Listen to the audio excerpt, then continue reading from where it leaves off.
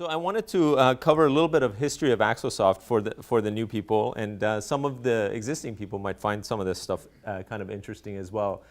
Back in 2000-ish timeframe, I may have started it in '99, I don't remember, but I started a website called mcpcentral.com, which was, I had gotten my Microsoft certified systems engineer, MCSE certification back in the '90s, and I always found it hard to find good articles on the various different technical topics, so I put together a website that I wrote a lot of the articles, and eventually I asked friends like Dan to write some articles, and covering most of the Microsoft-related technologies of the time. And would send out like newsletters that looked like this that summarized all the sort of new articles since the last time that I sent out a newsletter. And I had gotten a pretty decent readership, something like 4,000 or 5,000 people every day logged in to sort of check out the site. But it was never sort of making any money. I had maybe one advertiser per month or every couple of months giving a couple $100. It was barely enough to sort of pay for the hosting costs and everything. Eventually, when I created the on-time product and I wanted to put it out there for free, I thought, well, what better way to get people, developers, to know about this product than to put it on this website? Since these 4,000 to 5,000 people were coming in on a daily basis, I put it on mcpcentral.com as the main sort of product that, hey, by the way, I now am doing this, and go grab it and start using it. And tons of people did and started using the product. Gave me all sorts of great feedback on the on-time tool set, and eventually I thought that mcpcentral.com wasn't a good name for it, so Laden and I brainstormed on a flight from Seattle to Arizona to come up with a good name for the company that I was going to launch. So we made up a whole bunch of list of words that we would combine, which is similar to how my first startup, we had come up with the name for the company. Vitrix was my first startup. We had combined the words vital and biometrics. So we followed a similar sort of process. We wrote all these words that we liked, and Ladan was studying biology at the time, and one of the words that she had suggested was axon, which is a part of your brain that sends signals to the other parts of your brain, neurons, to like tell them what to do. And we combined that word with the word software and came up with Axosoft. So that's how Axosoft was born. And then we launched a new website of version 2.0 with the version 2.0 of the product, and it looked like this. And I know you're thinking this is amazing, way ahead of its time. But the only designer I knew at the time was Jeff Matheson, who was I had worked with in a previous startup. Dan knows Jeff as well, and he was big time into comic artwork. So his designs were very comic focused, essentially, which is why these box designs were that way. So, but what's funny is that it has all the essential parts of a website, and the phone number, which was prominently displayed up there. This website was launched back in 2003 timeframe. The reason you see only part of that person's name is because it was a animation flash-based animation that ran through various different quotes, and like announcements and so on. So pretty interesting. And as I was doing the research for this, I realized that we actually launched the first version of On-Time Hosted with version 2 back in 2003. So we've been offering a hosted version of On-Time or the Axosoft toolset, as now it's called, for 11 years. Kind of interesting. Eventually, we got a little bit more sort of sophisticated on the design. We outsourced it to somebody else, Bob McCarroll, who you may have also known. And he came up with these sort of box designs for us. And we sold the Windows edition of the product, which was sort of the flagship, separate from the web edition, separate from the hosted edition, the SDK. And then we had another product called NetTools. And NetTools was a product that was written by this Russian guy, and I used all the time. And I asked him, hey, would you like Axosoft to rebrand your tool and sell it in the US? Which he agreed. So we came up with sort of an arrangement. And I thought that it would be an interesting arrangement to work out with even other sort of individual software creators. But it turned out not to go anywhere. So I decided that it made much more sense for us to have a focus on the flagship products On-Time.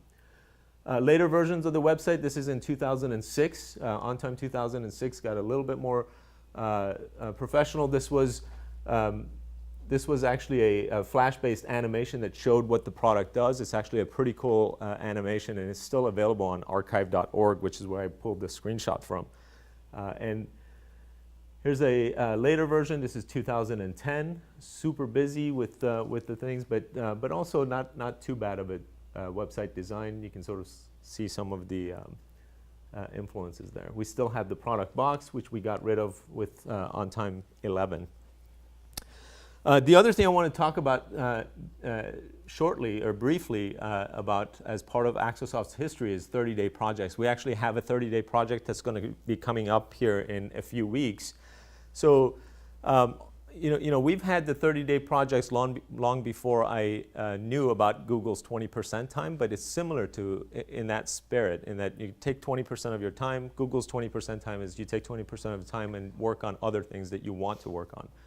At Axosoft, what we did is we took 30 days each year, approximately, and we focused on working on projects that each person wanted to work on that were not necessarily in line with the main focus of the company. And this year, each year, we've sort of changed it up to some degree, and this year we're going to have a different theme on it. But I thought it might be interesting to look at some of the projects. One of them was a project called Squeet.com. This was actually a pretty popular website shortly after we released it. And what it did is, this was back in 2007 when RSS was super popular. RSS feeds. How many of you know what RSS feeds are, besides the developers? So basically what it did is it would monitor an RSS feed and email you anytime that RSS feed changed or had a new article on it. So you could monitor sports or news or whatever subject you were interested in. And it would actually monitor it as often as every 15 minutes, depending on how frequently that RSS feed changed, and it would email you. So within like 6 months of the launch of Squeet, we had over 10,000 people who had subscribed to over 50,000 different RSS feeds, and the server was literally maxed out as to what it could handle. And we couldn't figure out a good way to monetize it. So it was either spend a bunch more resources and scale it and add more servers, or just abandon it, which we chose to abandon it because we determined, and I think rightfully so, that people wouldn't pay for the service and we couldn't get advertisement-supported system in place. The following year, we did a whole bunch of projects on iPhone development. So iPhones came out in 2007. They released the SDK. I think either. Oops. Whoa. Spoiler alert.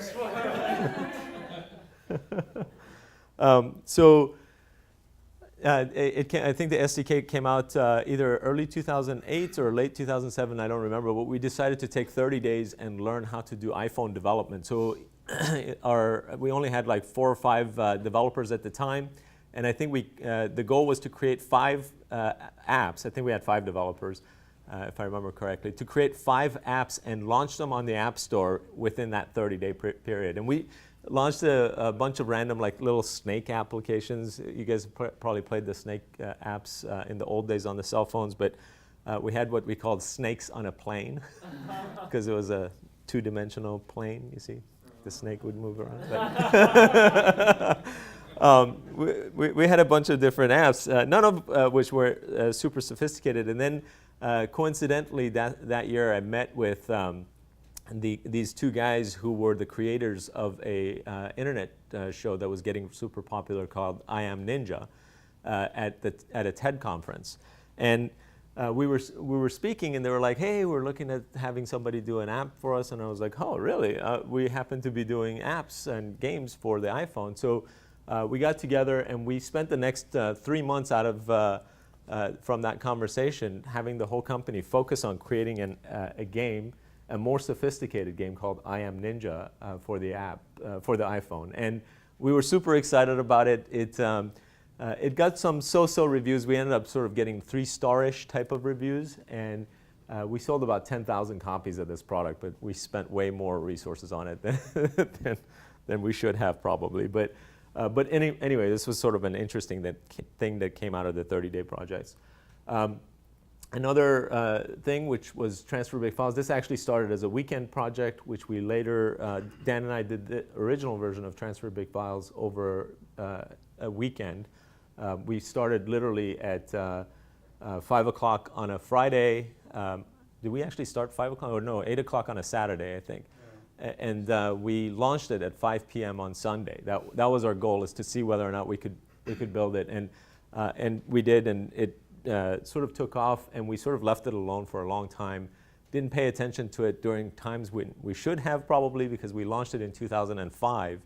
But then we came back to it and beefed it up as a 30-day project in 2009, maybe 10 timeframe, somewhere in that neighborhood, and eventually monetized it in 2010. But by then, it may have been slightly too late. It did take off after we monetized it and gaining some revenues. Even as late as last quarter, it had 190,000 in revenues for the quarter. But we've determined that this is a dying sort of product, and we're not going to pay attention to it. It's not part of our main strategy and focus. So interesting little history on transfer big files. And of course, as many of you here know, PureChat is another one of those 30-day projects twice. Once in 2006-7-ish timeframe, which was built as a installed application by one of the members of the dev team. His name was Jonas. And then again in 2012. So that application never sort of took off. But then in 2012, the product was revisited as a purely hosted application, which we have been offering free since 2012, and it's really gotten traction and gotten a lot of legs. So this now is a focus of the company, and as of today, we basically consider Axosoft having two business units that we focus on pretty intensely, which each of which has its own purpose. Axosoft is helping teams ship great software on time and on budget. Last year's revenue for Axosoft was $5 million. And then PureChat, which its mission is to empower small businesses to interact with their customers from anywhere. And so far it has had 0 in revenue, but that was intentionally done to build a base of users. And that's pretty much all I have for the history portion of what I wanted to talk about. So, any questions on this stuff? All right, very cool. Thank you very much, guys.